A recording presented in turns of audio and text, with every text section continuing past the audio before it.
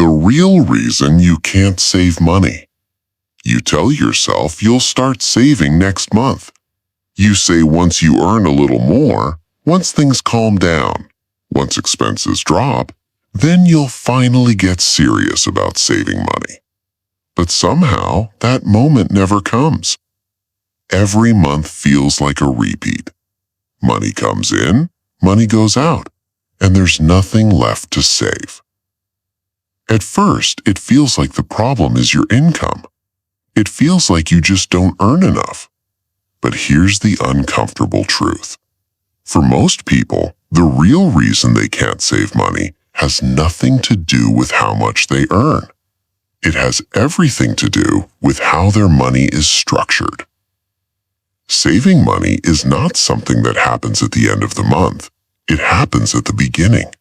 And this is where most people get it wrong. Most people treat saving as an afterthought. They spend first, then hope something is left over. But there's almost never anything left over, because spending expands to fill whatever is available. If you have money sitting in your account, your lifestyle will naturally adjust to use it. This is not because you are irresponsible. It's because your system is designed this way. Think about it. Every time you receive money, it sits in one place, your main account. From there, everything flows out. Bills, food, subscriptions, random purchases, unexpected costs. All of it pulls from the same pool. And because there is no separation, there is no protection. Saving requires separation. If your money is not separated, it will always be spent. Another reason you can't save is because your expenses feel fixed. Rent, utilities, food, transportation, these are not optional. They happen every month. And once these are paid, it feels like there's nothing left to work with. But here's what most people don't see. Not all expenses are truly fixed. Some are just normalized. They feel necessary because you're used to them. But if you looked closely, you would find flexibility. A slightly cheaper apartment, a different car choice, fewer subscriptions, less convenience spending. These changes don't feel comfortable, but they create space, and space is where saving begins. Another hidden reason is timing. You wait until the end of the month to save, but by that time the money is already gone. Saving at the end requires discipline. Saving at the beginning requires a system.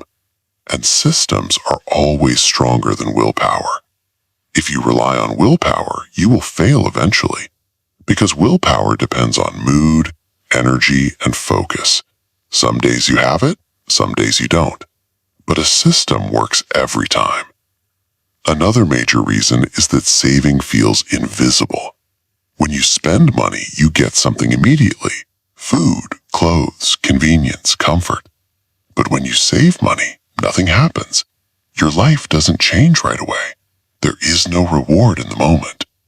This makes saving feel pointless, even though it is one of the most important things you can do. Another factor is short-term thinking. Most spending decisions are made in seconds. You see something, you want it, you buy it. But saving requires thinking long-term. It requires sacrificing a small reward now for a larger reward later. And that is difficult for most people. Another hidden problem is emotional spending. When you feel stressed, bored, or tired, you spend more. Not because you need something, but because it changes how you feel. This creates a pattern where emotions control your finances. Breaking this pattern requires awareness. You need to notice when you're spending for emotional reasons instead of practical ones. Another issue is comparison. You see others living a certain lifestyle and you try to match it. This increases your spending without increasing your income.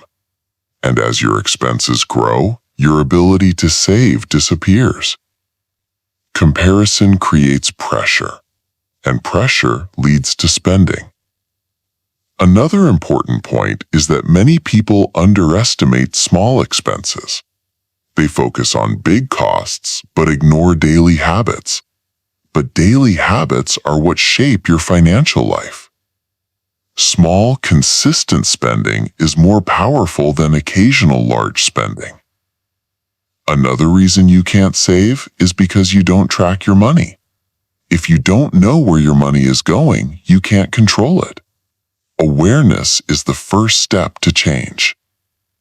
Another layer is lack of planning. If you don't decide where your money goes, it will always go to whatever feels easiest in the moment. Planning creates direction.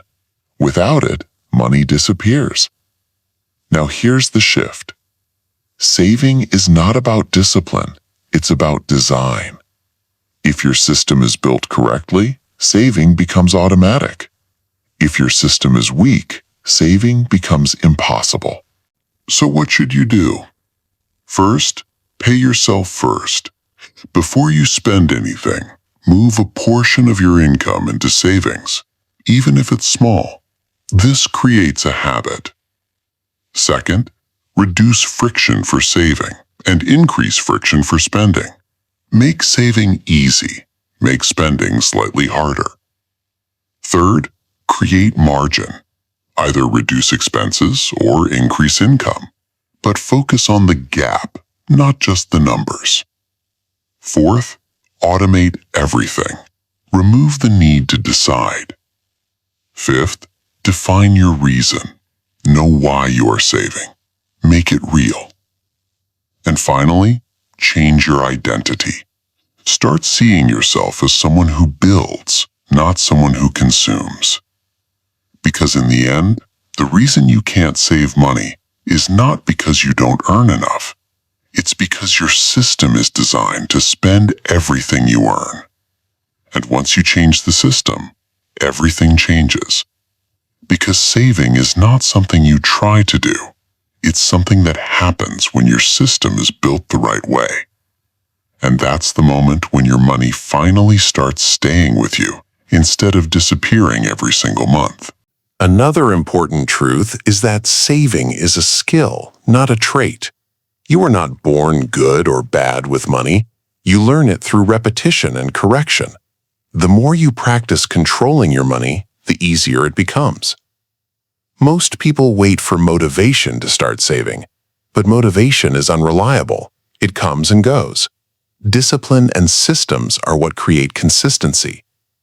There is also the idea of delayed identity.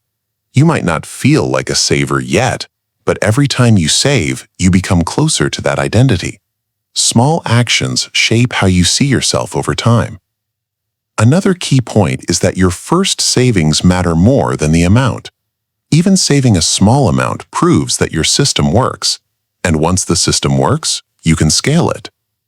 People often think they need a big change to fix their finances, but small, consistent improvements create bigger results than one-time efforts. Another hidden truth is that saving reduces stress more than spending increases happiness. Buying something new gives a short-term boost. Having savings gives long-term stability. There is also the factor of control. When you save money, you gain control over your life. You are less dependent on your job, your next paycheck, or unexpected events. Another thing to understand is that saving creates options, and options create freedom. Without savings, your choices are limited. Most people think freedom comes from earning more, but real freedom comes from needing less and controlling more. Another important point is that money amplifies behavior. If your habits are weak, more money won't fix it. If your habits are strong, more money accelerates your progress. There is also the idea that progress is not always visible. At first, your savings will look small, but consistency turns small into meaningful over time. Another factor is that you don't need perfection. You don't need to save every dollar. You just need to be better than you were before. Improvement compounds just like money does. Another important realization is that your future depends on your current habits, not your intentions, not your plans, but your actions. What you do every month shapes your long-term outcome. There is also the concept of financial confidence.